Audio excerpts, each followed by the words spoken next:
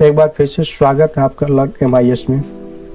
इस क्लास में हम सीखेंगे एडवांस कि use formula to apply conditional formatting, highlight value between 90 and 120। अब ये जो 90 और 120 जो आपका क्वेश्चन है, ठीक है, इस क्वेश्चन में कोई भी वैल्यू हो सकता है, कुछ भी हो सकता है आपके डेटा सेट के अकॉर्डिंग। ठीक है, मैं बस आपको यहाँ पे एक एग्जांपल्स लिया हूँ डेटा सेट के द्वारा। ठीक है, अब यहाँ पे आप जहाँ भी काम करते हैं, जहाँ भी आप डैशबोर्ड बनाते हैं, कुछ भी ऐसे हाइलाइट्स करते हैं, जैसे होता है ना कई बार ऐसे आपने जो है कि कोई यूटिलाइजेशन रिपोर्ट्स बना रखी है या तो कोई प्रोडक्टिविटी रिपोर्ट बना रखी है, तो आपको हाईलाइट करना होता है, दिखाना होता है कि भाई जैसे आपने कोई मिनिमम टारगेट दे दिया। मिनिमम टारगेट का मतलब मान लीजिए आपका जो कंडीशंस है, जो आपके यूजर्स काम कर रहे हैं, मान लीजिए आपका उनको टारगेट दिया हुआ कि एक दिन में आपको जो है कि 70 वॉल्यूम करने हैं। ठीक है, अब 70 से अगर वो नीचे करता है तो रेड हाईलाइट हो जाए, अगर उसके ऊपर करता है, बहुत अच्छा करता है, तो ग्रीन हाईलाइट हो जाए,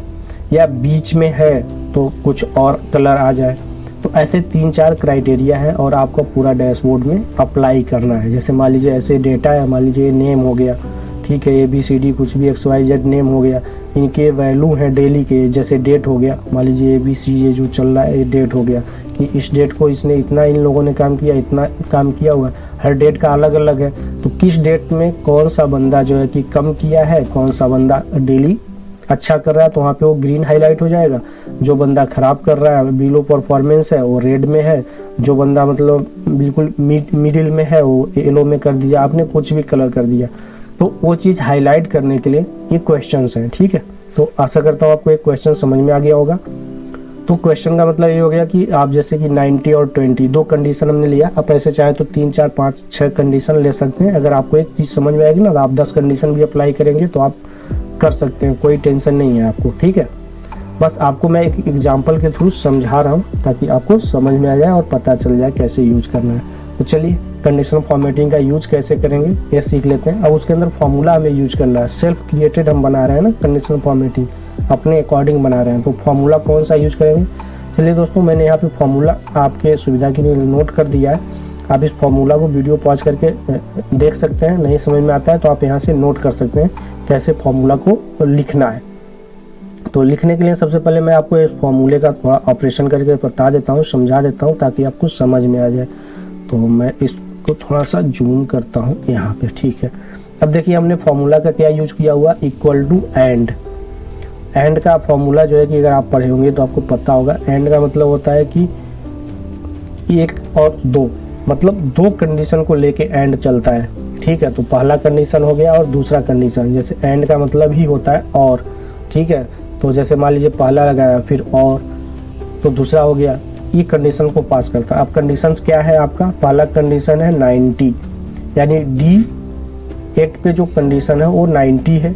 ठीक है, तो वो 90 जो है किससे ग्रेटर देन हो, ग्रेटर देन इक्वल टू, यानी हम जो है कि 90 और 120 के बीच में जब हम करेंगे तो 90 के आगे क्या लगाएंगे, ग्रेटर देन, और 120 के आगे क्या लगाएंगे, लेस देन, यानी 120 से नीचे हो तो 120 से नीचे का मतलब लेस देन हो, 90 से ऊपर हो तो ग्रेटर देन।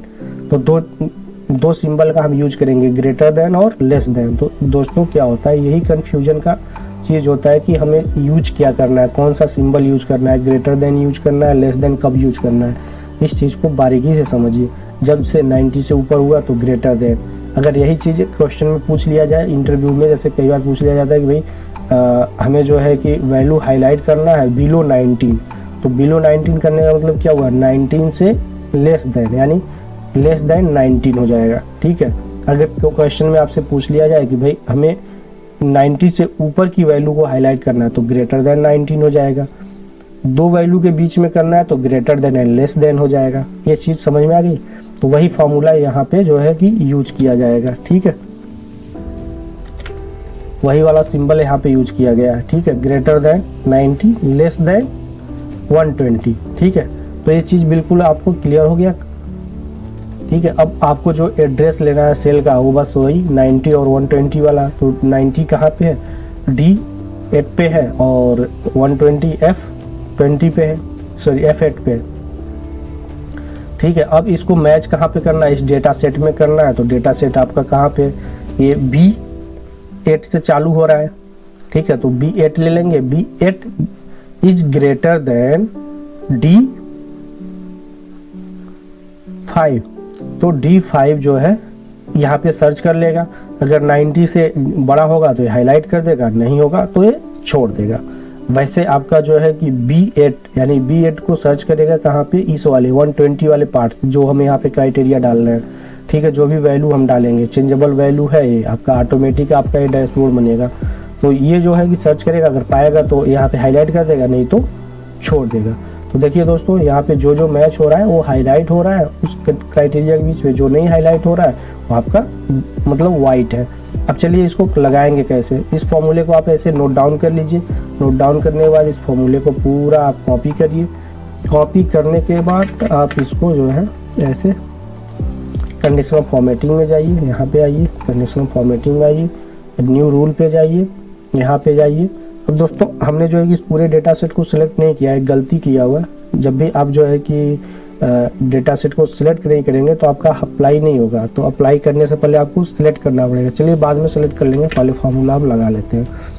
यहाँ पे जाइए, फॉर्मेट पे जाइए, फॉर्मेट पे जाके कोई भी कलर कर दीजिए। मान लीजिए यहाँ पे हमने फॉन्ट कलर को जो है कुछ भी कर दिया, वाइट कर दिया, ठीक है, बोल्ड कर दिया, फिल में जाके इसको रेड कर दिया, ओके कर दिया, यहाँ से ओके कर दिया, ठीक है दोस्तों। अब हमने जो है कि यहाँ पे सिलेक्ट नहीं किया था, इसलिए ये हाईलाइट ही नहीं हुआ है।